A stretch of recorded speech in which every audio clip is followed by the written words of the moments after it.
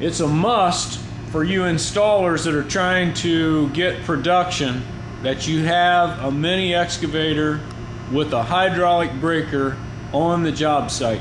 If you start cutting into a manhole and it's got 2 foot of concrete poured around it, you're not going to remove it with your cutter extractor.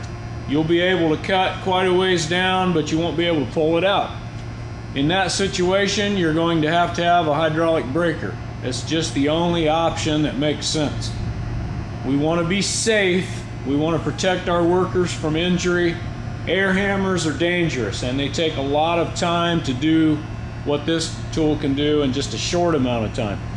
This machine is equipped with a quick connect where you can disconnect the bucket of the machine and add this breaker very quickly. It has the hydraulic attachments there, the accessory function.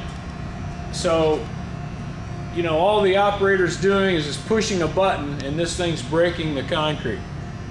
Please have one of these on the job. Don't try to get by without this. If you have to rent it, rent it. But buy it or rent it, do whatever you have to do. Have one on the job at all times. Not only is it a must for the breaker, but the bucket, when you have it on there, is great to pull out the adjusting rings.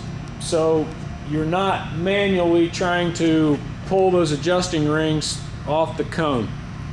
So this is a great tool to have. You can rent one, buy one. You can buy a real nice one, a more economical one. You can have a cab, no cab. A lot of options out there for you, but have a mini excavator on the job. The mini excavator, in addition to being used with the breaker, has the bucket that you see, and this one has been modified with a reese hitch inside the bucket. It's a pretty simple modification. It has a piece of cold roll that fits right up inside that, and there's a pin that goes through that holds it in. You'll see this being used later in the video. We use it to clean the hole. We talk about how important it is to get the whole sides shaved straight down so that we don't have a conical repair. This is the tool that we use to get that done, and it saves a lot of manual labor in that function. So try to have one of these. If you look, the bucket also has the teeth brackets removed, the castings there that the teeth go on. There's no teeth. It's a straight flat-edged bucket. That's real helpful for cleaning things out. Teeth tend to dig in and mar the top of the cone. So nice to have a smooth edged bucket as well as this reese hitch. It's also a small footprint bucket. Some buckets from some manufacturers are long from back to front. They're very long, so when you get in that excavation and start to curl your bucket, the back of it's hitting and marring the road. We don't want that. We want to leave a real nice clean edge around that cut we made through the road.